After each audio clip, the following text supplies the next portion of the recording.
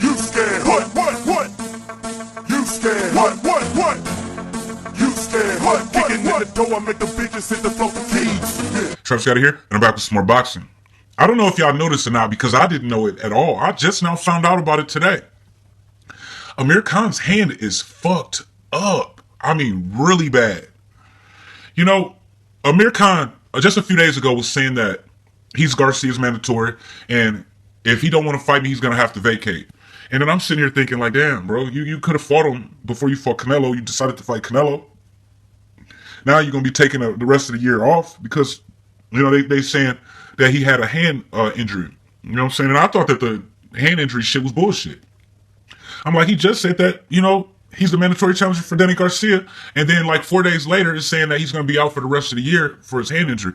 I had no idea about a hand injury. So, you know, I looked it up before I made our video, and I'm glad that I did, man, because, you know, I just automatically assumed that Amir Khan was all talk. You're talking shit about fighting Danny Garcia, but then you're going to take the rest of the year off, and then most likely you're going to need a tune-up. After that, you better not go right into the fight with Danny Garcia. You know what I'm saying? Unless you want to get knocked out again, but come to find out, his hand is really fucked up, man.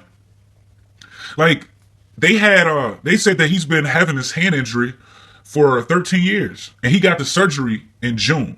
That way, that's how I knew, like, he wasn't all talk, you know what I'm saying? And, you know, when he come back, then he's going to be ready to fight Danny Garcia, or sometime shortly after a tune-up, maybe. We might not even see that fight, but still, back to his hand. This dude, hand is like pretty much crushed, man. I think that he ought to retire. And they had to do this surgery and cut his shit open, cut his hand open, and then hold his hand, his bones together with metal pins, and then they had to take bone off of his hip to put inside of his hand. And if you see the pictures, man, it's pretty fucking crazy. You know what I'm saying? I had no idea. And they also said that he was telling the doctors that he's only been able to punch at about 30 to 40% power because of that. You know what I'm saying? You know, Amir Khan has a net worth of $30 million. He's one of the richest boxers out there that's currently boxing today. And I think most of that money came from outside of the ring. I don't really know what he's doing, but his net worth is $30 million. You don't need the money. Maybe that's why he took the Canelo fight over the Brook fight as a way to challenge himself in a fight that probably got more publicity, even though he would have got more money with the Kell Brook fight. But, you know, I think that he should retire. You know what I'm saying? You got all of this money, all of the money in the world. Like, even though they putting your hand together, like, you know, with boxing, man, you know how many punches you have to throw at the bag and shit? You know what I'm saying? And then at your sparring partners, he say that he only throw at 30 to 40%, but it's like impossible to like limit yourself in the middle of a fight. You're going to have to just go all out and throw full force. But his shit is fucked up. You know what I'm saying? And like, they could put it together, but you're going to be like, you know, that's a lot of impact, man, punching people in the face. So, you know, I think he should just give it up. You know, you had a good career. Didn't make the Hall of Fame, but you made some noise. Became a 2-time world champion, I believe. I think that he could have became a 4-time world champion, but maybe not. Looking at Kell Brook's fight with Triple G, maybe not. Maybe he knew better than to fight Kell Brook, because Kell Brook is pretty solid, which we all knew he was solid, right? That's why we all wanted him to stop fighting bums. You know what I'm saying? Nobody's really making videos calling for Billy Joe Saunders to stop fighting bums. You know what I'm saying? We already know what he's all about, but we knew that Kell Brook was good enough to beat, you know, some of these top fighters, or even give some of these top fighters competitive fights. So that's why we gave Kell Brook, you know, so much of a hard time. But, you know, and who else, man? I really kind of felt like he could have possibly beat Danny Garcia, man, but that chin, it's kind of hard to bet on Amir Khan with the chin, man. And then you fight Danny Garcia at the higher weight. So, you know, I don't even know if we ever see that fight.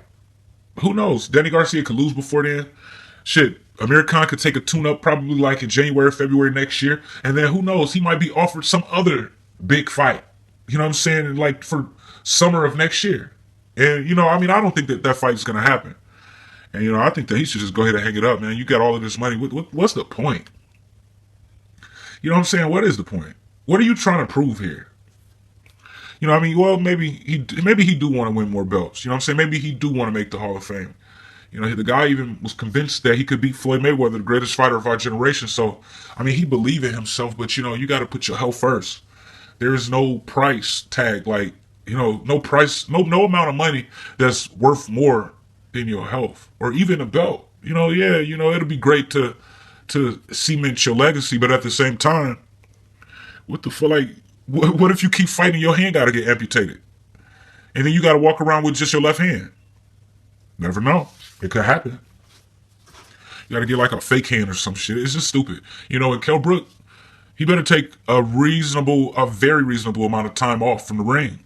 Or, because if he come back and his shit get fucked up again, you know what I'm saying, that bone get re-injured, then I think that he ought to retire.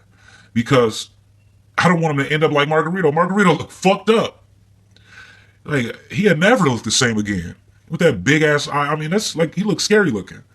You know, he might scare some kids if he was walking down the street. They don't want to be by him.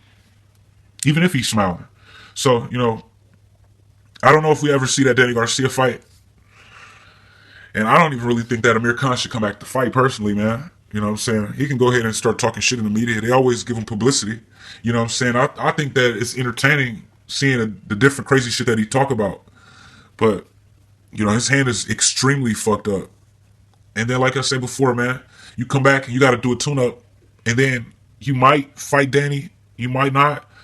But props to the WBC for, you know, letting him keep that mandatory slot. Because before I found out that he's been injured for all of this time, you know, I was going to come out here and say that they need to strip him of his WBC silver title. And he shouldn't be the mandatory.